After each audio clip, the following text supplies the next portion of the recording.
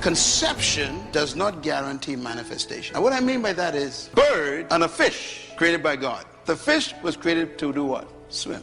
So fish do not attend swimming lessons. I know it sounds simple, but it's very important. Why? Because swim is built into the fish. Why? Because God demanded the fish to swim. So he put the ability in it. Birds were designed by God to fly. So birds don't attend flight school. Flight is built in. I like this one. Seeds. Seeds were designed by the Creator to bring forth trees. You'll never find a seed attending a tree growing convention to learn how to grow trees. Why? Where's the tree? Trapped on the inside. In other words, whatever God created something to do, he built it in. Your culture and your educational system doesn't allow you to discover that. We are educated to be employed, not to be deployed. Seeds deploy themselves and become trees. Fish deploy themselves and they swim. Birds deploy themselves and they fly. We are the only creatures God created who don't deploy ourselves because our culture doesn't allow it. Gotta get free from the culture. And it's seminars like this that make you begin to have a meeting with yourself. Discuss yourself with yourself and say to yourself, self, am I who I really am? You know, here's my conviction. This is why I believe that buried in every human being is a leader, trapped by an erroneous philosophy that you were born to follow. Let us make man to have what? Dominion. To govern, to rule, to lead, control. Which means that somewhere inside of you is a ruler, a controller, a leader, a dominator.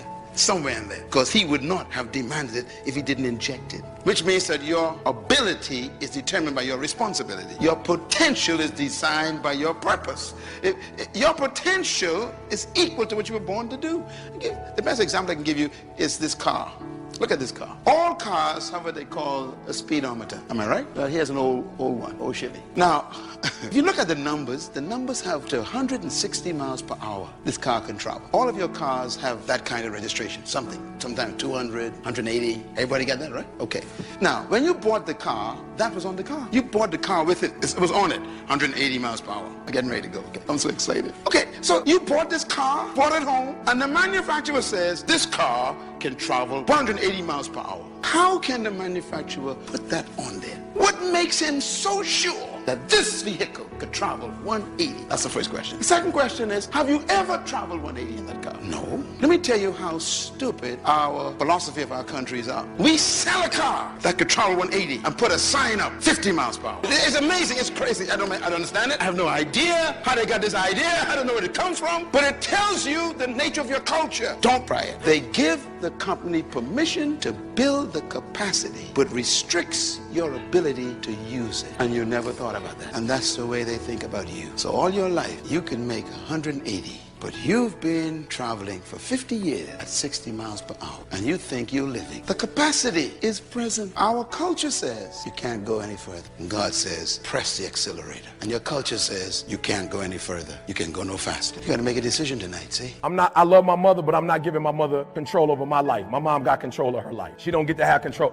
Somebody missed what I said. My mom don't have the right to tell me what to do with my life. My mom trained me, and I'm on my own now. Are you hearing what I'm saying? So number two, you got to get this. The only way you're going to get to where God would have you to go is to have control, because God has given you the freedom of choice, and he ain't gonna make you do nothing. So number two, I need you to take the control back so you can get what God has for you. Now here's the third thing, and we're gonna get to the message that God told me to tell you. God told me to tell you to stop making plates for people who just trying to take it to go. Write that down. No, God told me to tell you, stop making food for folks that just wanted to go plate. He told me to tell you that. There's somebody in the room, your life is screwed up.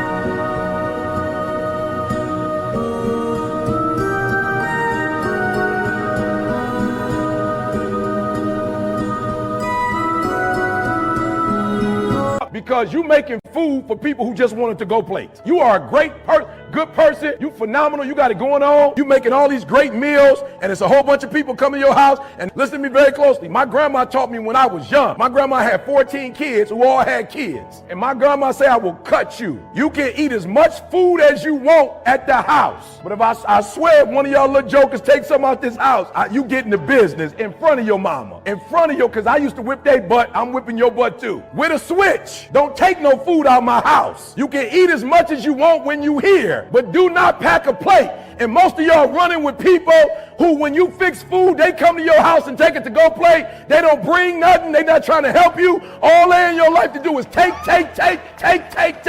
And you wondering why your life messed up, because you with takers. You done made a whole spread, and they just coming in. They can't even say, they don't have the decency to say hi and thank you. You so ignorant, though. You just so geeked to have them coming.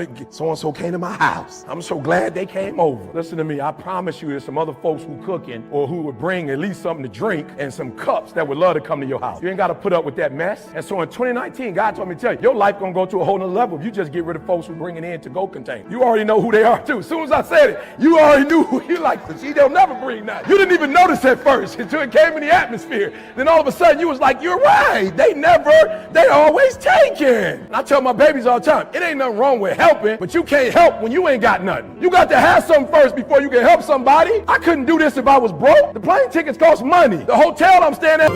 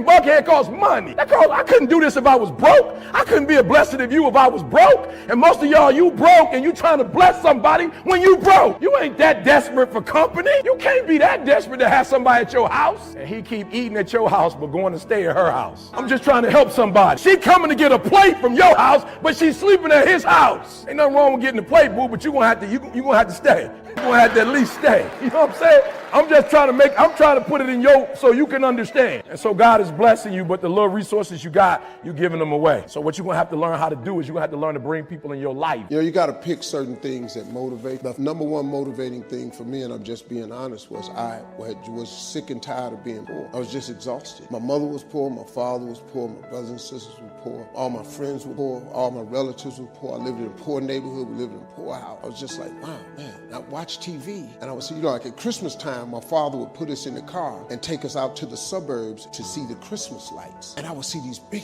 houses, man, with lights all on them, and they had horseshoe driveways where you just pull in and go all the way around. That was amazing to me. You know, we would pull up in the driveway, got a back out. You know, I've been doing that, and I kept saying, I told my father, I said, Dad, I said, why don't we get one of these houses? He said, boy, I ain't got no money for this kind of house. He said, but if you work hard, keep going to church like your mama say, you can make some money, you can buy you one of these houses. That was it. My motivation was to buy a big house so I could put up Christmas lights and drive in the driveway. And I'm gonna tell you something.